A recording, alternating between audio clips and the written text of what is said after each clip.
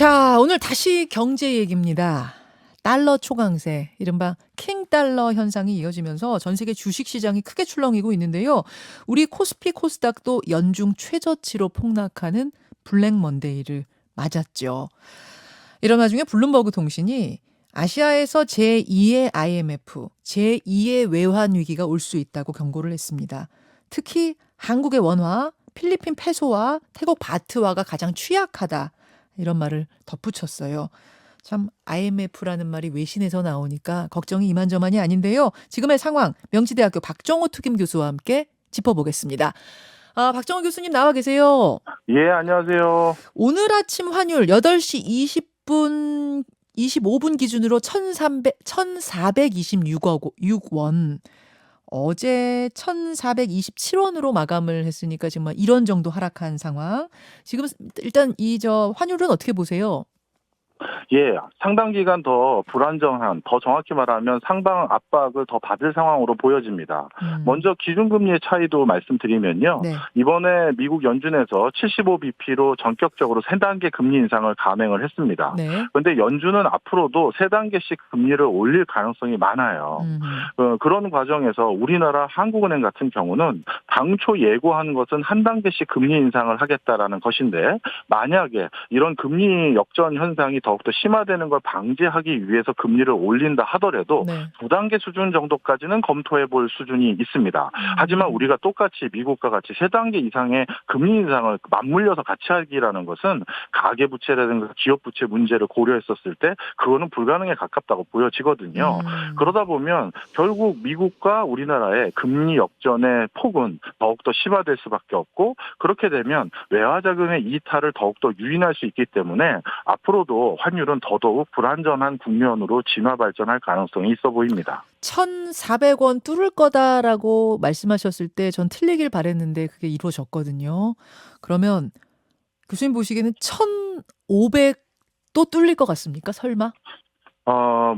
아직까지 여러 가지 그 사이에 우리나라 정부가 대응할 수 있는 여지라든가 국제사회에서도 여러 변화 요인이 남아있긴 해서 장담을 할 수는 없습니다만, 여기 이 상황에서 추가적인 악재들이 더 많이 발생할 수 있는 요인들이 있다는 점을 고려했었을 때 1,500원에 가까운 수준으로 올라가는 기조들도 우리가 배제할 수는 없다, 이렇게 말씀드리고 싶습니다. 그러니까요. 지금 전문가들이 다 1,500원 얘기를 하시더라고요.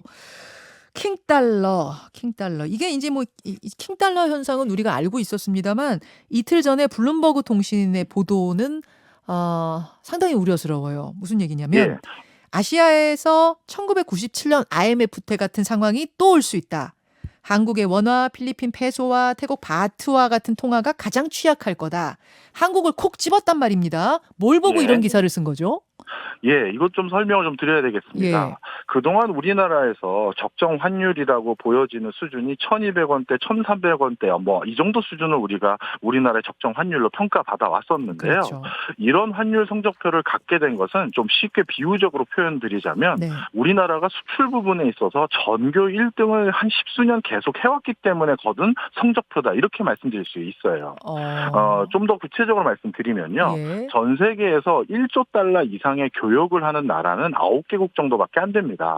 우리나라가 거기에 들어가 있죠. 근데 그 9개국 중에서 실질적으로 경제 규모가 제일 작은 나라에 우리나라가 속하고요. 네. 그다음에 이 1조 달러 이상의 경제 교역을 하는 국가들 중에서 예. 교역을 통해서 흑자를 보고 있는 나라는 딱 3개밖에 없는데요. 중국, 독일, 그중에 하나가 또 한국입니다. 그런데 한국은 예. 이 중국과 독일보다 또 시장 규모가 작은 나라거든요. 그렇죠. 그러니 이렇게 작은 나라가 어마어마하게 수출 성적을 거둬서 그래서 그나마 우리가 1,200원대, 1,300원대 환율을 유지할 수 있었던 것입니다. 자, 그런데 우리나라의 이 수출 성적표를 거두는데 현격한 기여를 했던 우리의 수출 대상지가 중국인데, 중국으로부터의 수출이 계속 어려워지고 있는 상황이고, 앞으로는 더더욱 미중 간의 갈등으로 인해서 어려워질 상황으로 전환될 가능성이 높습니다. 뿐만 아니라 잠깐만요. 여기서 이제 예. 질문 하나, 지금 청취자 질문 하나 들어왔어요. 중국하고 미국하고 싸우는데 왜 우리의 수출 규모 대중 수출이 타격을 받습니까? 이런 질문이요. 예. 우리는 중국이라는 여러 그 산업 기지를 활용해서 제3세계에 수출한다든가 네. 중국에 수출해서 다시 또 제3세계로 넘어가는 경우가 많습니다. 예. 쉽게 얘기해서 중국에서 값싼 인력이나 원자재들을 수급받아서 그렇죠. 그걸 통해서 제3세계로 수출하거나 가장 가깝게는 미국으로 수출하는 경우가 많은데요. 예, 예. 이제 미국에서 중국의 부품이나 중국의 원자재를 사용한 제품들은 받지 않겠다라는 법안들이 이번에 계속 통과되고 있는 상황이지 않습니까? 중국산 그런 쓰면 우린 안 받아. 우리한테는 수입 못해. 수입 못해 이런 거예요. 맞습니다. 그러면 생산 기지라는 게 미국만 보고 어디다 설치하는 것이 아니라 그렇죠. 그 어디에서 만든 물건을 미국 플러스 다른 나라에 수출을 하도록 만드는 게 통상적인데요. 예, 예. 결국 그러면 미국이라는 큰 시장에 수출을 못하게 되니까 중국이라는 곳에서 다른 지역으로 생산 기지를 이전해야 되는 상황인데 그러다 보면 우리나라 제품들의 가격 경쟁력이 적지 않게 훼손될 가능성이 좀 있습니다. 그동안 우리가 중국의 생산 기지를 놨던 게 제일 싸게 만들 수 있는 적지라고 생각했기 때문이거든요. 그렇죠. 자, 그러면 이런 구조 속에서 수출 성적표가 계속 유지될 수 있느냐에 대한 의구심이 하나 있게 되고요. 그다음에 또 한 가지는 그동안 외환 시장에서 우리나라 통화를 중국의 위안화를 대신해서 투자하는 형태로 많은 국가가 원화들의 관심을 보였었었는데요. 네. 근데 한국의 경제 구조와 중국의 경제 구조가 이렇게 괴리감이 생기게 되면 위안화의 가치 변동과 원화의 가치 변동도 달리 움직이게 될 수밖에 없고 그러면 국제 외환 시장에서 원화를 투자하려는 또 하나의 수요인 위안화를 대신해서 원화를 투자해보자라는 수요도 사라질 수가 있습니다. 그러네요. 그러면 구조적으로 우리나라 환율에 대한 적정선이라는 게 아예 변경될 소지도 있는 상황이에요.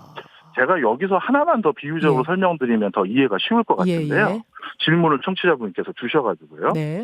지금 이렇게 킹달러 기조가 계속되는 상황에서 전 세계 화폐 가치가 다 떨어져 가고 있는데 네. 유독 한 국가는 계속 화폐 가치가 올라가고 있는 나라가 하나 있습니다. 미국이요? 어디요? 싱가포르입니다. 싱가폴? 예, 싱가포르의 달러, 싱달러라고 부르는데요. 통상적으로. 예. 이 싱달러 가치는 아마 그 포털 사이트에서 검색해 보시면 아시겠습니다만 지금 6개월 내리 계속 올라가고 있어요. 왜 그래요? 싱달러의 가치가요. 싱달러는 왜 그래요? 싱가폴 달러는? 그게 방금 말씀드렸던 전반적인 국가들 간의 화폐 가치를 재평가하고 있는 기조 속에서 일어나는 현상일 수도 있는데요. 그걸 좀 설명드리면요. 예. 지금 좀 전에 말씀드렸던 미중 간의 갈등으로 인해서 많은 국가들이 지금 홍콩 엑소더스를 하고 있는 상황입니다. 홍콩으로 가요. 예. 홍콩에서 다른 나라로 빠져나가는 거죠. 예. 홍콩은 아시아의 헤드쿼터를 둔다든가 아시아의 금융기지를 놓는 가장 최적지 중에 한 곳으로 분류됐던 곳이거든요. 그렇죠. 근데 이 홍콩에서 이제 비즈니스 하기가 이제 녹록하지 않은 상황이 돼버린 거죠. 미국의 제재로 인해서요.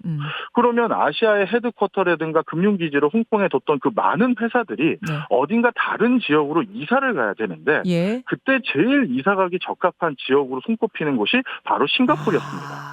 그래서 지금 싱가포르의 부동산 시세는 홍콩에서 넘어오는 각종 주재원들의 수요까지 겹쳐서 계속 올라가고 있는 추세 중에 하나였었고요. 뿐만 아니라 홍콩 달러가 국제시장에서 담당했던 역할 중에 상당 부분을 싱가포르 달러가 감당할 것이다라는 기대치까지 반영되면서 싱가포르 달러 서로 살려고 그러는군요. 그렇죠. 싱가포르 달러는 계속 평가가 올라가고 있는 구조예요. 그렇군요. 그러다 보니 지금 일어나는 이런 환율의 변화는 통화 수합이나 이런 걸 통해서 일시적으로 불을 꺼서 해결될 일이 아니라 조금 더 구조적인 변화가 있는 것이 아닌지를 정밀하게 진단해 볼 필요가 있는 것이죠. 지금 말씀 듣고 나니까 그러니까 우리가 지금 이렇게 막 블룸버그에서 우려를 하고 우리 환율 막 올라가고 이게 일시적인 것이 아닌 중국 미중 전쟁 사이에서 경제 전쟁 사이에서 우리가 그 영향을 받아서 중국과 같이 연동돼서 움직이고 있다 생각하니까 갑자기 더 심각해지는데 그럼 어떡해요? 어떻게 해야 돼요, 우리? 예, 사실 환율이라는 것은 결국 실물 부분의 여러 경제 활동을 뒷받침하는 과정에서 결정되는 부산물인 경우도 있거든요. 그런데 미중 간의 여러 가지 갈등이라는 실물 부분의 변화 요인들이 같이 맞물려 있는 상황에서 그런 변화 요인이 환율에 영향을 미칠 수 있는 근본적인 변화를 같이 고민하지 않는다는 것은 미봉책에 불과한 상황이고요. 따라서 이번 기회에 우리나라의 적정 외환 보유고뿐만 아니라 환율을 관리 감독하는 체제 그리고 환율 시장이 불안전했었을 때 대응할 수 있는 전략 등을 이제 좀 단기적인 것뿐만 아니라 중장기적인 것도 같이 고민을 해봐야 되지 않는가 이런 생각을 가져보네요. 중국의 어떤 뭐 우리가 중국 경제와 연동돼 있는 이런 부분에 대한 대안도 좀 장기적으로는 고민해야겠네요. 예, 뭐 여러 가지 이제 수출 시장 다변화라든가 생산 기지의 여러 가지 다변화 등등을 같이 고민해야 될 상황까지 맞물려 있는 것 같습니다. 자, 한 2분 정도 남았는데 주식 이야기로 좀 가보겠습니다. 지금 뭐 네. 우리만 이런 게 아니라 전 세계 주식 시장이 난리인 거 맞죠? 예, 맞습니다. 예외적으로 자원 많은 국가들은 주식 시장이 여전히 고공행진을 하고 있어요. 이것도 이제 특이한 상황인데요. 네. 많은 국가들이 주식 시장이 이렇게 폭락하게 된 가장 큰 이유는 예. 개인들 입장에서는 이렇게 강달러 기조가 계속되면 이런 것은 신흥국에 있는 많은 소비자들의 물가 상승 압박 요인으로 작용합니다. 원자재라든가 농축수산물을 수입해 오는데 다 달러를 사용해야 되는데 달러가 이렇게 높아지니 당연히 물가 상승을 유발할 수밖에 없죠. 그렇죠. 그러다 보니까 소비가 위축되게 되고요. 그렇죠. 이런 소비 위축은 기업들의 실적 악화로 이어질 가능성이 높기 그렇죠. 때문에 주가가 많이 떨어지는 것이고요. 예. 또 하나가 더 있는데 전 세계의 모든 빚, 부채요. 예. 이 부채를 다 합쳤을 때 달러 빚이 차지하는 비중이 한 40% 정도 됩니다. 예. 예, 그런데 달러 빚은 갚을 때도 달러로 갚아야 되거든요. 그러니 강달러 기조가 계속된다는 건 특히 달러 빚을 많이 얻는 기업들 입장에서는 부채 부담이 늘어나는 거예요. 그러네요. 살 때보다 훨씬 더 비싸게 사가지고 갚아야 되니까. 맞습니다. 그러면 기업들 입장에서는 신규 투자라든가 적극적인 경제 활동을 하기가 또 위축되겠죠. 그러네요. 바로 이런 이유들로 인해서 전반적인 경기 침체라든가 경기 위축이 우려가 높아졌고 그것이 주식시장에 반영돼서 대부분의 국가들은 주식 가치가 떨어졌는데요. 네. 이런 맥락에서 자유로운 국가들이 이제 자원 많은 국가들이죠. 그렇겠네요. 자원이 많으니까 굳이 달러가 필요 없고 먹을 게 많으니까 또 굳이 달러가 필요 없는 대표적으로 인도네시아 같은 경우는 아직까지 그 종합주가지수가 고공행진을 계속하고 있는 상황입니다. 싱가포르, 인도네시아 이런 곳들이 좀 특징적으로 다른 곳들. 박 교수님 마무리 질문을 이걸로 드려야 되겠는데 이게 답을 해주실 수 있을지 없을지 모르겠습니다만 지금 2200선이 깨졌어요. 어제 깨졌는데 이게 지금 코로나 직전 주가지수로 돌아간 거거든요. 여기가 바닥이냐 아니면 시중의 얘기처럼 1900선까지도 더 떨어질 수도 있느냐 어떻게 보세요? 저도 개인 투자를 열심히 하는 사람으로서 이게 바닥이길 간절히 기도하고 있습니다. 그런데 아직까지 악재가 더 남아있는 것은 분명한 사실이기 때문에 많은 분들이 좀 더 면밀한 계속 시장을 관찰하실 필요가 있어 보입니다. 그렇죠. 뭐 오른다 떨어진다 이렇게 확정적으로 말씀은 못하지만 2200이 바닥이다라고 이렇게 안심할 단계가 아니라는 건 뭐 맞습니다. 저같이 잘 모르는 주식 모르는 사람이 봐도 그래 보입니다. 경제 상황이. 여기까지 말씀 듣죠. 교수님 고맙습니다. 감사합니다. 김현정의 뉴스쇼는 시청자 여러분의 참여를 기다립니다. 구독과 좋아요, 댓글 잊지 않으셨죠? 알림 설정을 해두시면 평일 아침 7시 20분 실시간 라이브도 참여하실 수 있습니다.